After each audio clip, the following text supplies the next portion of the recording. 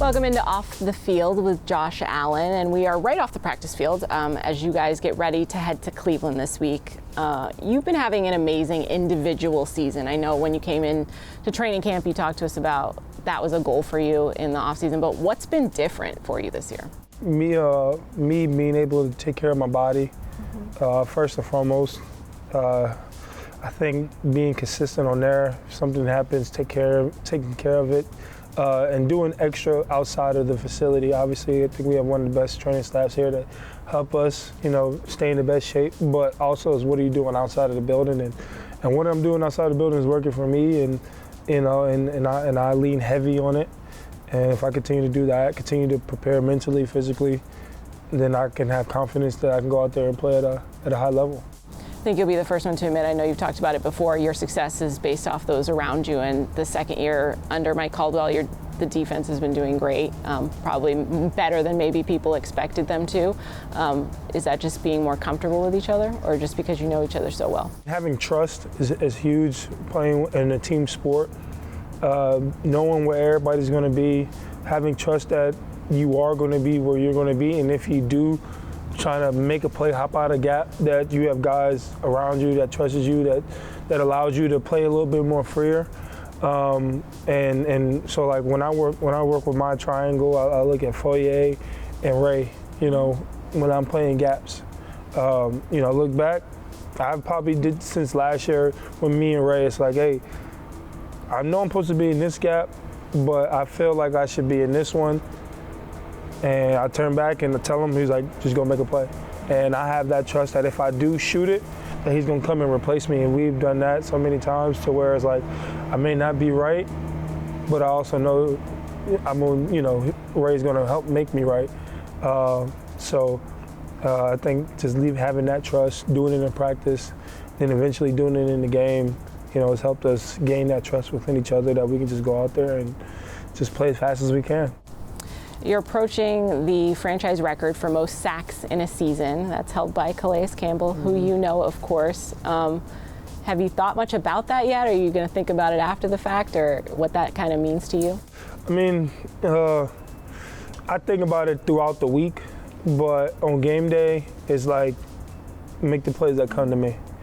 And I've been fortunate to be in a position to make those plays, and reflecting on the success that I'm having so far. But for me, it goes down to me taking care of my body.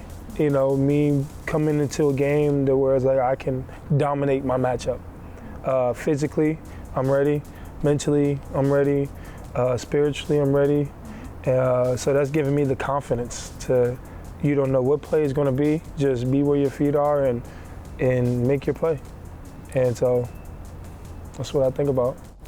You're one of the leaders in the locker room. People respect you. You're not afraid to tell people when things don't go great. The Bengals, you guys weren't happy with how you performed. Is that something you've learned now that you're more of a veteran in the locker room, that you need to kind of be that voice sometimes? For sure, but it's all about, how you communicate it with your guys. Obviously, you got to know your locker room. You got to know who you're talking to. Like me and you can sit up here and talk about things that you messed up on. But I maybe can't talk to this person, the next person like that. He may understand, he may think about that as like, well, it is what it is. So you have to approach that way a little bit differently. So, but I think we have a locker room full of guys that take ownership in the things that they do. And if we can continue to have that mindset, so when somebody does come up to you and tell you that we can improve on this area, it's not a shot at anybody. It's obviously I understand it. I know what I did wrong, and we can move on from there. And I think that's why we've been really successful this past year on learning how to respond when things go wrong. It's, we take ownership of the things and we move on. And we have that trust within the next player that's not you. You know what I mean? Like, we know that's out of your character to not make that play. So, but I have trust that the next time it comes around that you're going to make it and you're going to be where you need to be, and good things are going to come from that. So that trust is there, and we continue to keep building on that. We'll be good. What's the ceiling for this team in your eyes? Obviously, you've been here for quite some time. Things were not great. Things are different now. Is this a Super Bowl caliber team in your mind? I believe so. But, you know, in order to get that, we have to win the next one. Like I said, man, I've been on a team to where we only won 3 games in 2 years.